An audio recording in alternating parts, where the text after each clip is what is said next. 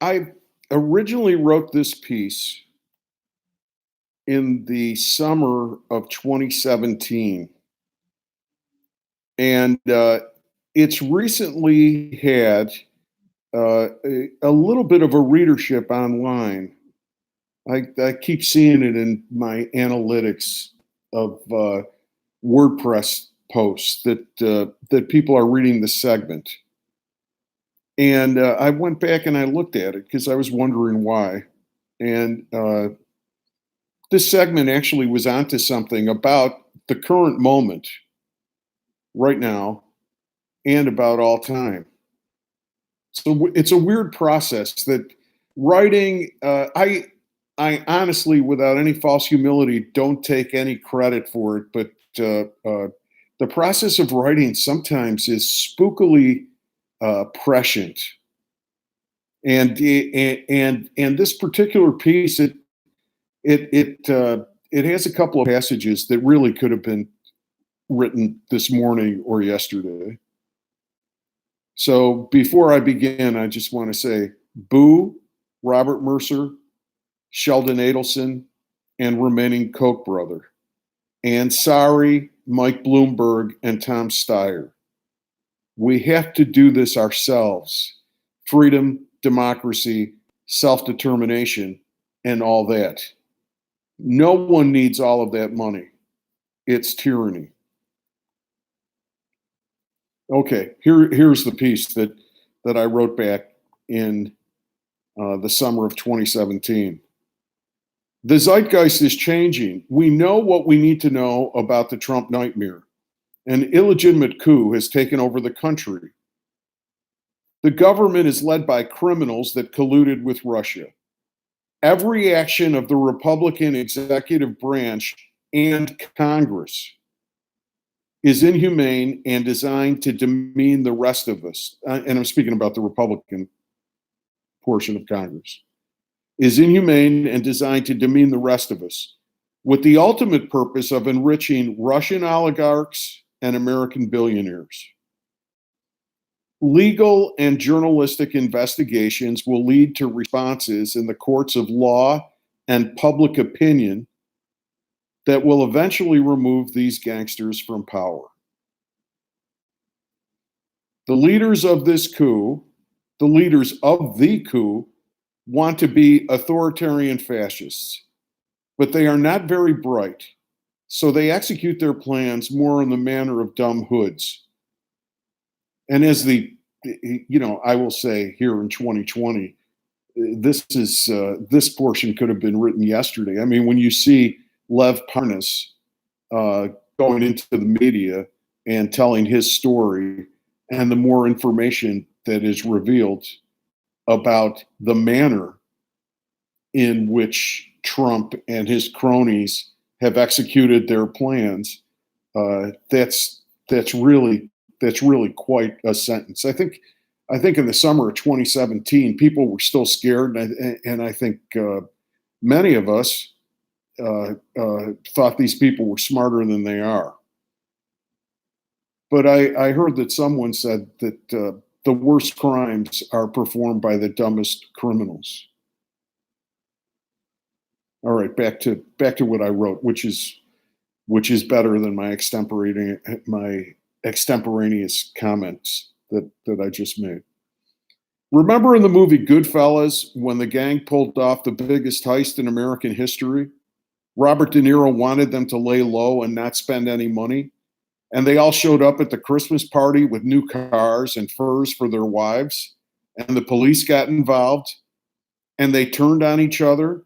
And the big dog started killing the others because it is hard to prove a criminal conspiracy when most of the conspirators are dead. And it's interesting, I will say this parenthetically, how prescient that is, because Lev Parnas, one of his stated reasons for coming forward was for his own personal safety. And Ambassador Yovanovitch was allegedly or supposedly, maybe it was just a daydream, maybe it was something they actually tried to execute a plan, but she was being stalked in the manner of the stalking that takes place before a mob hit. Okay, so back to this piece. And they turned on each other, and the big dogs started killing the others because it's hard to prove a criminal conspiracy when most of the conspirators are dead. And again, I will extemporaneous. The Trump's pattern is very clear. Somebody in the news today made the comment that he basically throws everybody under the bus. This is his whole history. Even Roy Cohn, his great mentor, his great hero, the man who taught him everything that he knew about being a piece of garbage or whatever he taught him. Well, he abandoned Roy Cohn died of AIDS, and as soon as it was clear that Roy Cohn had AIDS, Donald Trump didn't have anything to do with him. That's Michael Cohen had that warning when he testified before Congress before he went to jail. But this was before all of this was in the news. But the power of writing, the power of poetic, artistic inspiration. I mean, to me, that's one of the most interesting things about this piece, even beyond the commentary. Okay, so it said, and they turned on each other, and the big dogs started killing the others because it's hard to prove a criminal conspiracy when most of the conspirators are dead. And besides, it was more money for the big dogs if their dead gang members couldn't get their shares. And Ray Liotta noticed that everybody was out for themselves, and he had been loyal to the group and got nothing for his sacrifices. So when he got in trouble with the law himself, he hesitated turning over evidence against the mafia gang because out of fear of the gang. But eventually he did so because he feared the law more. And this testimony helped bring down the whole gang. This is what is going to happen and how the Trump nightmare will end. And I know we're at this moment right now where there's the Republican Stonewall, and their calculation is that they're not going to convict him. And they have David Plouffe said that they have the best marketers in the world. So the combination of that marketing and criminality may allow them to maintain power. But there's a flip side of that too. I mean, the rest of us are onto them. So this cannot come to a possible end. Now, I get in later, it can come to a lot of suffering for a lot of people. But but eventually, they're going to go down. Oh, I get to that point right in the next line. In the meantime, many innocent people will suffer, like the persecuted immigrants, school children, and defiled Jewish people. This must have been after some, nightmarish white nationalist attack on a synagogue or something. In the meantime, many innocent people will suffer, like the persecuted immigrants, school children, and defiled Jewish people already getting hit hard. I I have to say something.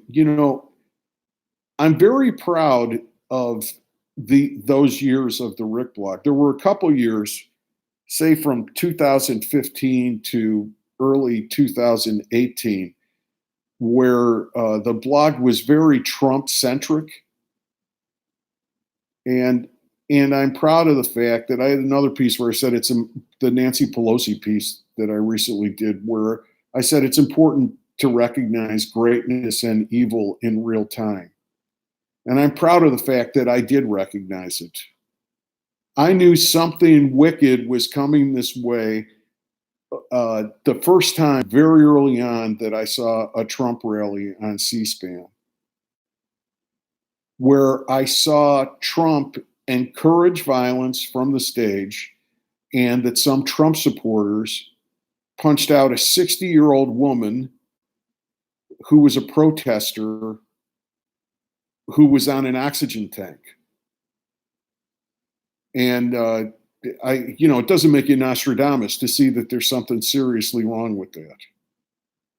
But I saw the gangsterism and the fascism very early.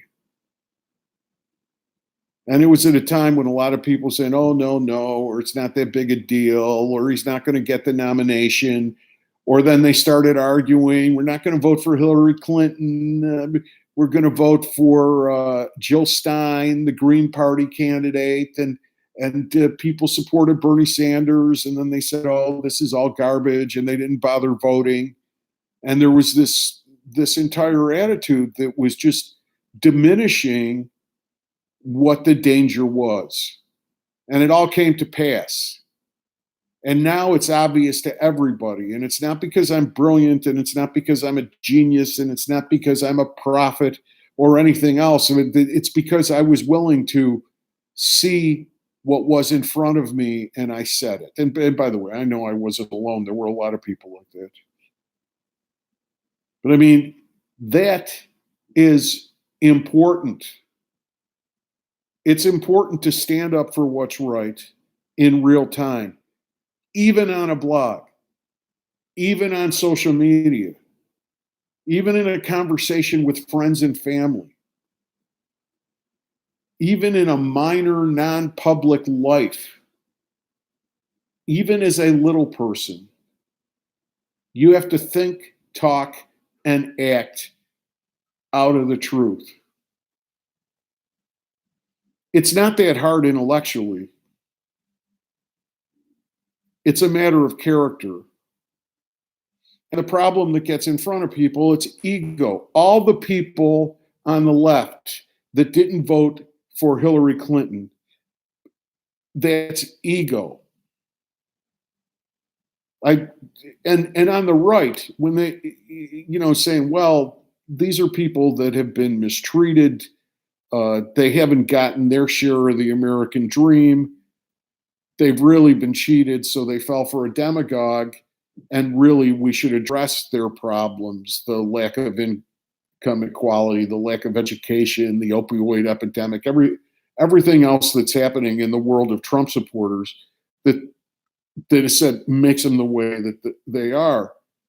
Now, my feeling is that there should be empathy for the circumstances of all these people, these Trump supporters, uh, and their needs should be attended to.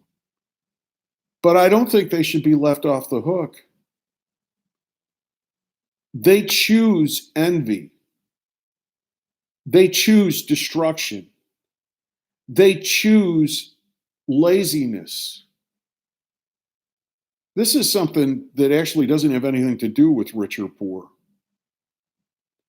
Do you make choices based on character? I'm a first generation Italian American. If you go back to my grandparents' generation and my great uncles and aunts of that generation, they were peasants. They did not have a lot of education. They were very simple working people.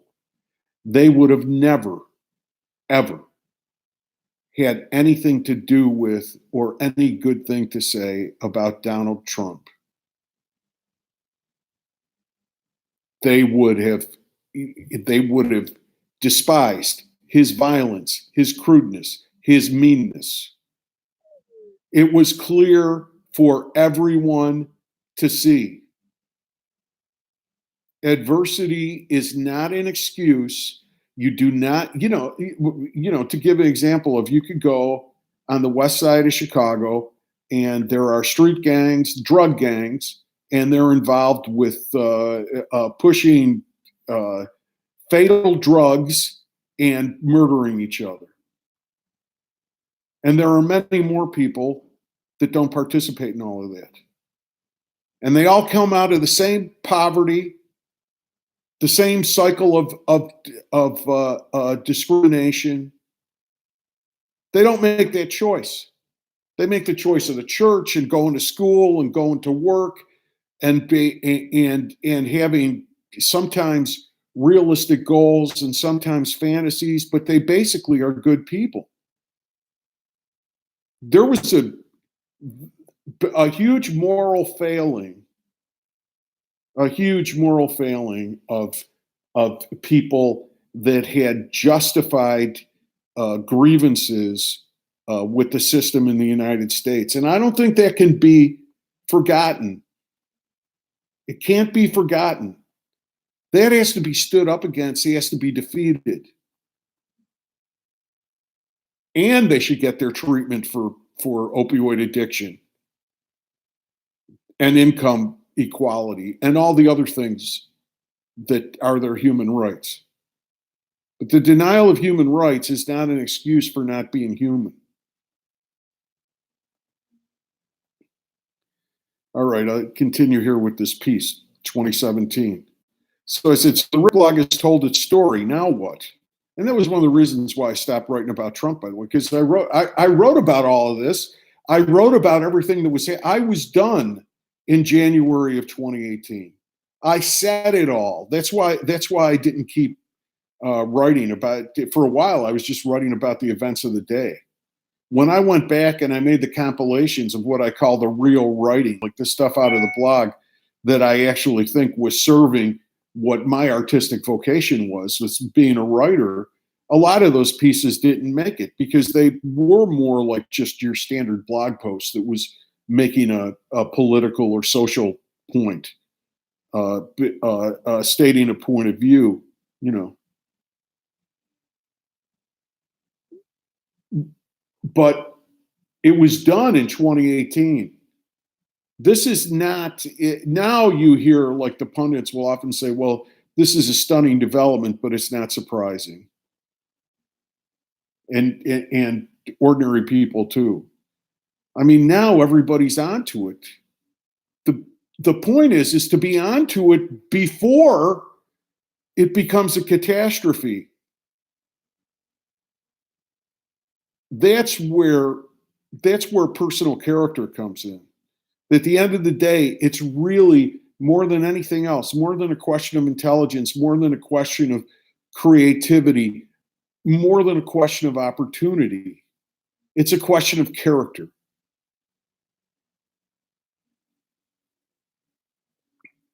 So I told the story. So now I'll continue with the 2017 piece.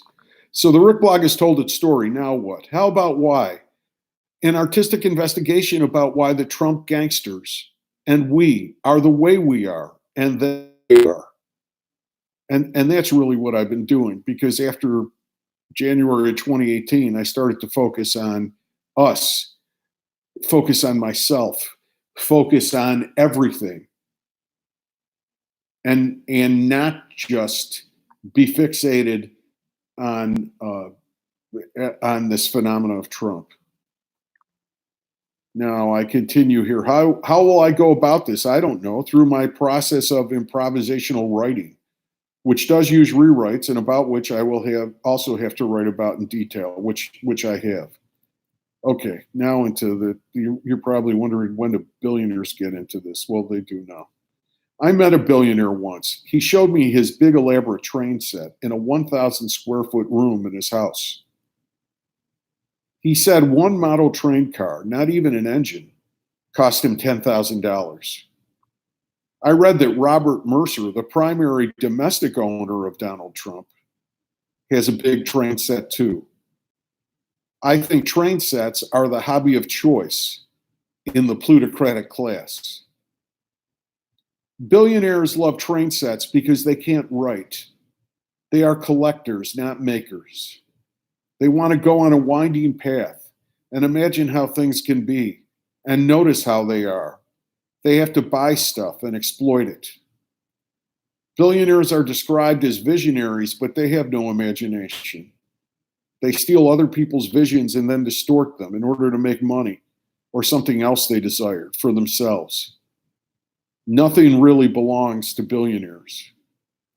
Sad, empty lives. Billionaires are ciphers. Billionaires are vampires. They suck our blood to feed their monstrous insecurity. They need to be viewed as vastly superior by virtue of their immense bank accounts, when actually they feel inferior as any persons who can't create and must steal do. Plagiarists are just like billionaires, except they aren't good at it. Unhappy people ruin our world in order to feed the pathology of their unhappiness. And it pretty much has always been that way. That's the best I can do on the empathy and compassion front with Billionaires this morning.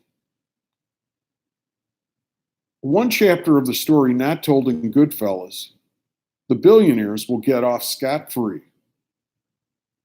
The root cause of evil is never wholly eradicated. That's natural law. The billionaires will return to their lairs and construct more nefarious schemes to ruin the world. And we will be caught flat-footed by their infamy again, and then rise to the occasion of resistance. And we will again, and we will win again. Let me do that again. That's important. And we will win again after the innocent suffer greatly. And the Rick blog will stay in business.